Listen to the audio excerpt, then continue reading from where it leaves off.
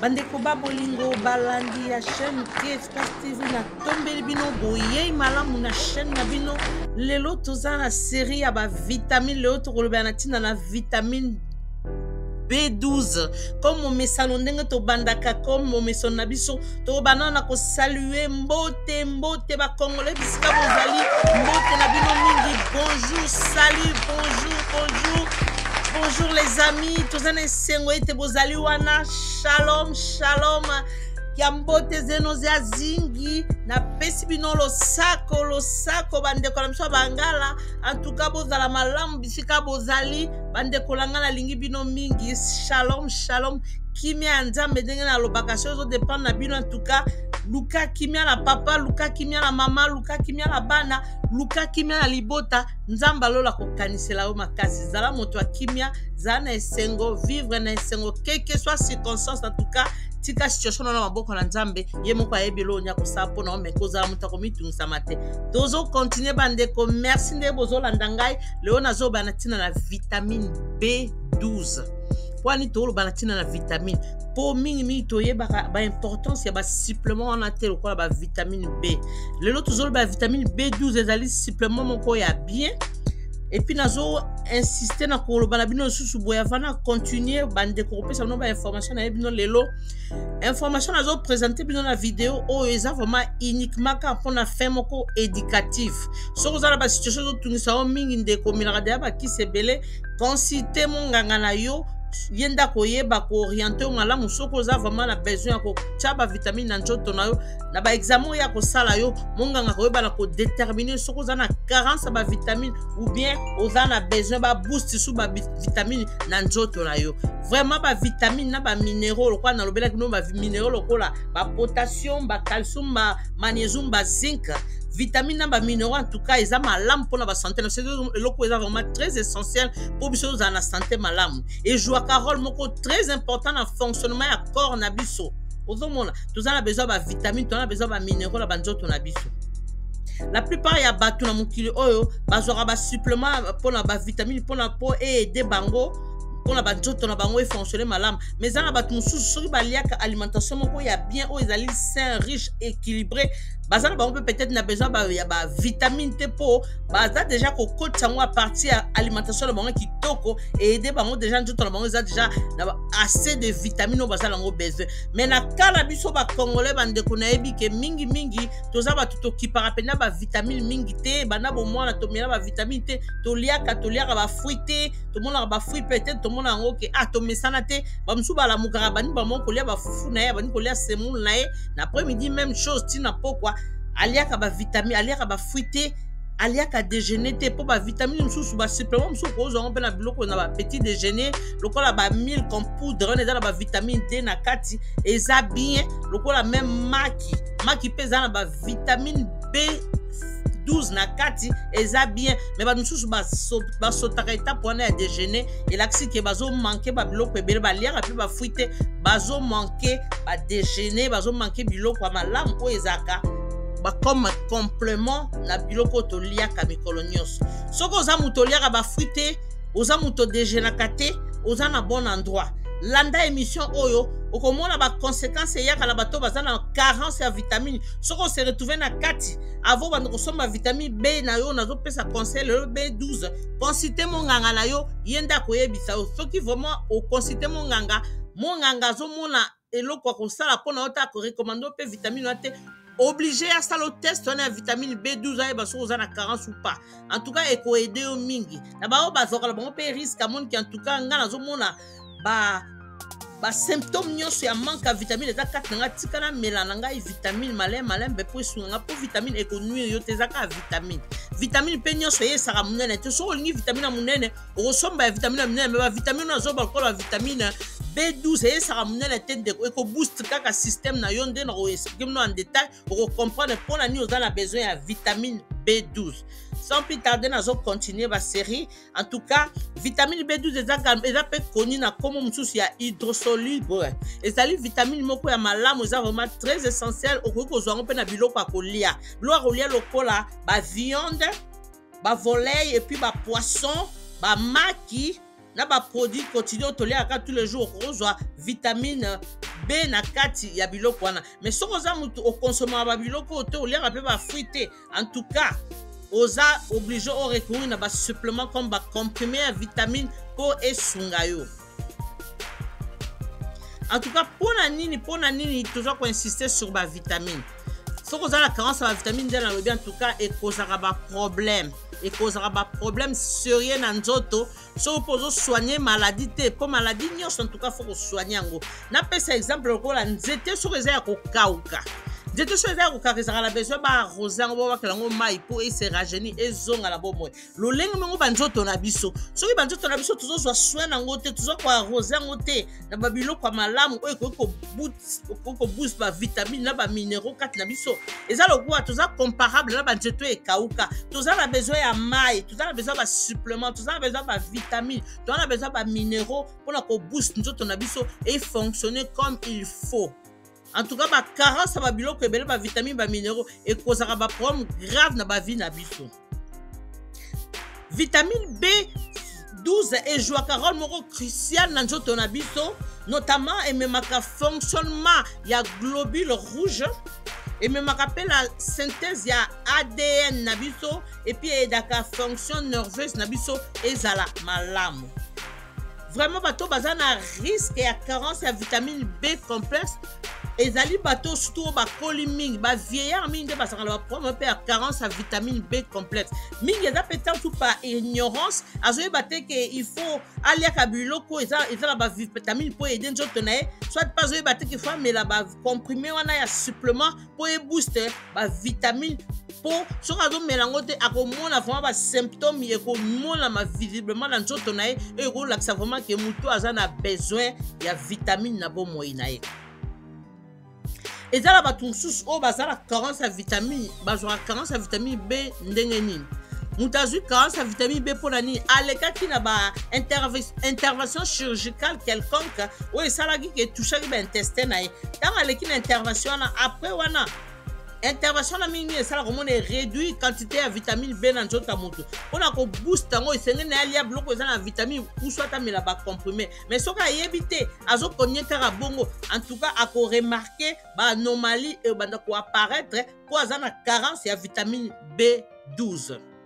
Bato pe mususu o basala rani o baza ba soso ba diabète ndenge ba melaka ba kiso la soki régime na epeza sel eza pe santé eza équilibré te eza riche te. Au moins que nandnga do melaba kiso wana ya diabète et ko sala ka comme la carence pe ya vitamine 12. Et là, ba mususu o baza ba végétarien baliaka misunité baliaka ba matiti ou pas baliaka misunité po ba viande pe za ko pesa biso vitamine B na kati soko liaka ba viande te ko dola de na carence et c'est na o recourir na ba supplément na ba comprimé pour e boost soit o banda ko lia ba fruit o ezala ba vitamine B pour esunga yo soki te oza toujours na problème. Ba symptômes ni to mona rason dans la carence ya vitamine B12. Ba symptômes eza ebele bandeko. Mingi pe todo vivant la banzoto na so to yeba te po anibo. Ozwa comprimé ozwa kisi bozo mo ke changement za te nzoko ozo yeba te ke ozande na carence ya vitamine B12. Et senge na yo o consommer biloko eza la vitamine B pe o somba kisi il y a supplément pour aider et boost vitamine. Ba symptômes ezali ni no mona ke po ya muto comme palpe comme jaune. Donc là nous sommes pour so pâle jaune on comprendre et dans des carences à vitamine B12. Au moins appelle mutu nini misu na e comme décoré comme pena jaune pena autant la misu mutu et comme pena décoloration à jaune. Et ça normal tel que c'est la carence à vitamine B12. Au moins la paix sous dans la carence à vitamine B12 au commis très faible au commis très fatigué. Ba fatigue ma casse monsieur ya kozo mona et d'accord pour zangi vitamine B12. Dans zangi vitamine B12 ba fatigue là pour mona ke et zo permettre te oxygène na yo et circuler malamu na cellule ya nzoto na yo. So comme na ba point dans zo senga kaka au boost nzoto na vitamine B12. Bato mi pe ba komi trop âgé tant ba koma la ba carence ba vitamine B12 ba développer ka ba phénomène ba benga ka anémie pernicieuse. anemi persiste soki ye en tout cas omona ke mon papa komi mokolo bien mama ko mokolo aza toujours ko na ba faiblesse ya makasi na ba fatigue ya makasi nyonso wana mpo aza na carence ya vitamine B12 ntango so azoyeba te mais yango wana fo toconsultaka bamédecin kotuna mpena médecin oyebisa médecin salanga mpena test oyeba soki vitamine B12 na nga eza suffisant mpo nazomona basymptôme mosusu okoki mpo koyede monganga yo moko opesi ye précision mpo asaloka uniquement test oyo oza nango besoin eza mpe na bato mosusu soki akomi na carence ya vitamine B omona ke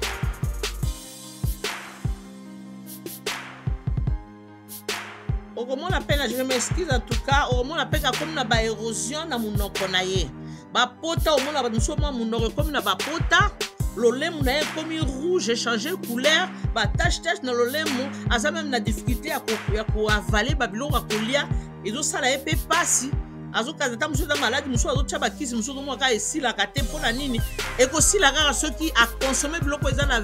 vitamine B12 bien soki ameli bacomprime ya B12 abooste yango mpenza ekosunga ye nde esila soki te lokola azoyeba te akokonyeka na situation wana mais plus ozokonie na situation wana ozotraite yango te ebando ya kaka grave yango na fo muna moto ayebaka soki ozomona basymptôme ozanga te koconsulte monganga na yo. En tout cas, vitamine B12 joue un rôle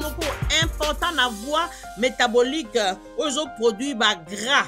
Donc, tout ça, on a besoin de vitamine B pour le grâce et ses produits en anjoto et ça c'est important. Tout ça vraiment effort total à casse. Au monde a si na moto ou bien na bana ou bien na mobali na ou bien na ba parents na yo basi ba koli. Et réflexe elle vous là yo en tout cas au recourir non na mungango tuna asa la test à vitamine B12 oye ba soki vous allez avoir suffisant na njoto na yo. Et non on est ezalaka symptômes tant aux ang na carence à vitamine B12 au moment on senti ba picotement na njoto na maboko na yo pe na makona ozomaka ezo benda na bena ezo picoter ezo salo pe passer on doit comprendre te mais zalika carence ya vitamine B12 mutesaka bon et quand même que toucher même misu na yo au monde comme la vision mo comme perturbé ozomona susu bien te o que pas ophtalmologue alobi que non misu na ezabi oza pour ma misu te so monde ba ebiso bon relaxer qu'il faut revoir situation ya vitamine B12 na yo o yango pe ba symptômes nango musu ezali vision perturbée. Il faut ça la très attention. En tout cas, carence à vitamine B12 et même à effet psychologique. Effet psychologique comme tel que la dépression.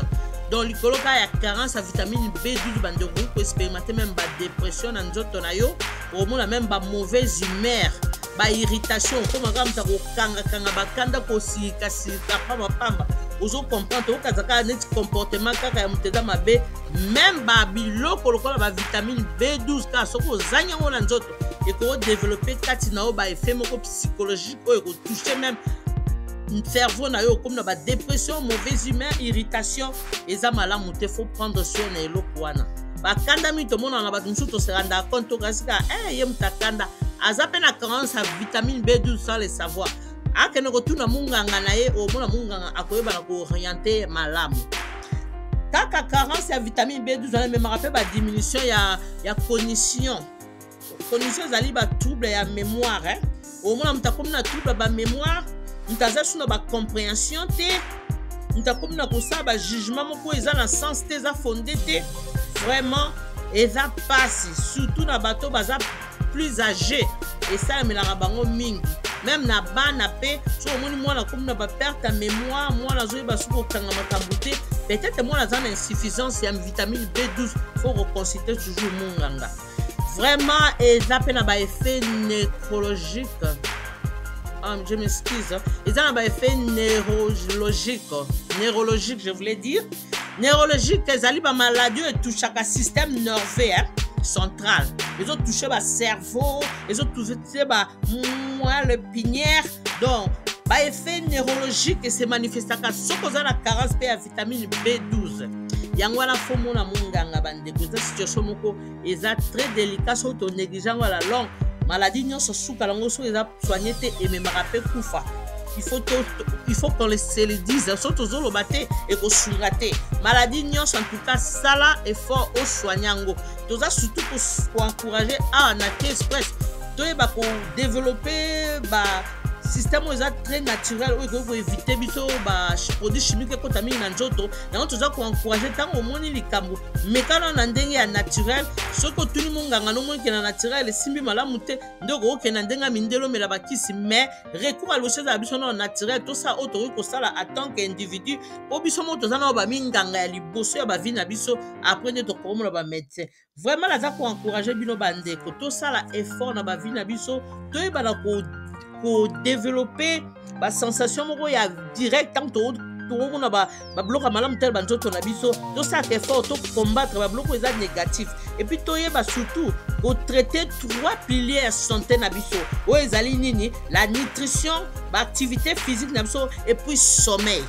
vraiment eza très important toyeba nini tokolia tosalaka mpe baexercice physique yango nde edaka nzoto na biso eza makasi ezopesa biso makasi minikuwa makasi eza très important epuis sommeil tonégligeaka eza na bato mosusu azotravaille dur azolia na ye mpe bien mais tellement azotravaille mingi alalaka moke alalaka à 2 heures du temps et pourtant ntango eza recommandé mpo motalala eza 8 heures du temps donc nayebi te eza mpasi na bandenge tovivra surtout biso toa à l'étranger eza difficile mais tosalaka effort tolalaka mo na moi mpe so olalaki bien te na butu ozwi mwa temps vide doa ata sieste osieste mwa mokie eza malamu mpo na cerveau no efonctionne bien mpo na nzoto no efonctionne bien mpo so ozolala bien ozala baénergie so ozolala bien te mo ofonctionne na journée même eza te manque ya sommeil ya malonga eaffectaka na butu mpe eaffectaka même na moi okomona te énergie eza te courage eza te ozokoa pour raisonner bien pour la fatigue même mémoire on est fatigué aux en a besoin toujours aux wakaba repos ya bien au ekoki ekosunga yo makasi vraiment to revoir 3 comportements wana o eza plus important pour na vie na biso vraiment soki osalaka moko moso otiki eza toujours pas nyonso faut to ça effort na yebi eza difficile to kosala effort to équilibrer nutrition na biso to associer activité physique pe to lalaka pongi ya malamu tozo connaître toujours na série ya vitamine B12 eza vraiment très important to connaître la situation na biso ya vitamine B soko sentir ke bapicotement na nzoto nde na lobaki basensation ya brûlure ezosala yo na nzoto na bamembre inférieur non na makolo na maboko yebaka ke ozala na carence ya vitamine B12 faut ça la démarche moko ya malamu ndeko sa nde no ko remédier na situation wana nde no ko traiter ba situation wana bato mosusu omona akoma tina point ke agumbami me azokotambola malamu te makolo ezokotuta na mabele te soki etuti mabele ezosala ye pasi esengene atombolaka mwa makolo ntango azotambola mwa mingai na se ya makolo mifise ekomi kokangama makolo pasi ozomona ke bavene ekomi bouche ozoyeba te nzoka oza na problème ya vitamine B12 bandeko eske ndeko nango ozolandanga yo melade ya bavitamine wana ubi oliaka biloko eza na bavitamine wana nde nalobi bapoisson bamaki baviande eloko nyonso ozolia yango d'une manière modérée ozo exagéré te eza très important mpo eza na basupplément na kati oyo tozalaka nango besoin soki ozomonaki bamikuwa wana ekoma kosala yo mpasi ekoma kokangama makolo ekoma kolengalenga docteur atala amoni eloko te elakisi ke esenge na yo obooste yango na vitamine B12 ekosunga yo na kopesa bino exemple ya ndeko moko tovivaka na ye asalaki inane ayokaka bamakolo mpasi bamiske ekangami maboko ne edéforma asala bamarché akende mpa baminganga bapesa ye bacrème asala bamessage esimbaka te na conseillaki eka comme d'habitude nalingaka vraiment koencourage bato bazala toujours malamu nayebisi ye ndeko meka nano estce omelaka bavitamine na bi nga namelaka bavitamine te nga bi meka nano obooste yango na vitamine B12 ou bien vitamine B complexe melango nano en grande quantité omona ekoki kosunga yo mais badocteur barekomandaki ye même pas vitamine mais ngai kaka na sagesse kaka nayebisi en tout cas meka nano vitamine B12 et puis na vitamine D ndeko ntango azwi yango tema mpasi elekaki ye inane amelaka azalaka toujours na bapasi ya bamusculation abandi kobooste yango ye amelaki yango mpena dini manière mpenza ayoki nzoto mate lokwa ayebiki eza yango vitamine eza yango na inconvénient mpena te azali komela yango mibale na ntongo mibale na après midi mibale na pokwa wana na ebandeli ya mwa ntango abandaki yango sika a boost yango mingi bandeko après comme otia mibale na ntongo mibale na pokwa esungi ye bapaso azalaki nango inani ameli yango bakisa nde na ndenge ezalaki kosunga ye te nzoka azali na ye kaka na carence ya vitamine B12 ayebaki te ntango ameli yango ebele bongo bandeko mikuwani komi kofonctionne bien azali soki atelemi mwa makolo ezolenga fo avandaka tokoka soki kotelema te me ndeko na minute azonga normal akoma afonctionne normal mpona nini akomprenaki azalaki na carence ya vitamine alobi ntango azali na kinshasa depuis akola balakisa ye bavitamine te amelanga nde bavitamine te ayebaki mpe te mais à partir wana tokomi mpe kosala barecherche kaka toyeba eloko nini tokosala mpona kopesa message na bandeko mosusu baza na kati na koyeba te po esunga bango yango namoni mpe à partir wana nde nazwaki likanisi ya kosala chaîne oyo mpona koveikile message bandeko bazala éveillé bazwaka soin ya basante na bango bayeba eloko nini bazangi oyo bakoki kocomplete okoki koépargne bango na danger mosusu ekoki koyela bango à force ya koyeba te en toko okokourir un danger mpona santé na yo vraiment on est déjà témoignage na pesi mpona ndeko tosala très attention soki omoni basymptôme oyo natangi omonaka yango ndeko vraiment mona médecin na yo soit okoki kobooste toujours nzoto na yo na bavitamine B12 ekosunga yo soki omonaka bapicotement na baépaule partout omonaka ke okomi na baperte ya baréflexe oza sina baréflexe ya makasi te ntango tu moto azoleka nsima no ozosentir te baréflexe ezangi yo yebaki oza na problème ya vitamine B12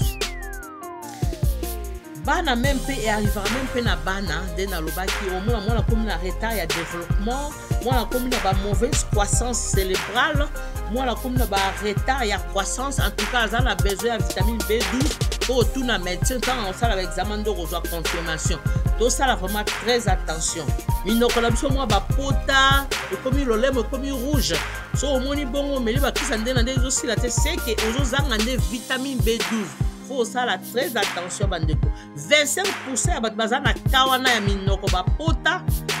na carence ya vitamine B12 bamisu mpe mwa bazoyeba te azokonneka bongo eza mabe donc ozomona ke ezomema bainflammation na monoko eza malamu te faut sala très attention kosoigne situation wana mpo ezopesa kutu image ya bien te moto ase retrouve na bapota et tout mais soki ayebi te eza nango kaka carence ya vitamine B12 esenge na ye aboost yango vraiment bisika bozali nzambe apambola bino tokokonde na baseli ya bavitamine leo tolobi na vitamine B12 mais prochainement tokokontinue na vitamine moko kotalisa bino lolenge nini bokokosala mpona kosoigne basymptôme ya carence ya bavitamine oyo komonanisa banzoto na bino vraiment restez branché restez connecté bopartage vidéo na bandeko nyonso mpo tocomprendre biloko ezotungisa biso dans le quotidien tozwa solution nango comme naza koencourage bino toujours bandeko boyebala koprendre soin na bino moko mpe bobooste badomaine misato nalobi na bino oyo ezali ke la nutrition l'activité physique et le sommeil. Que Dieu vous bénisse, que Dieu bénisse, que Express TV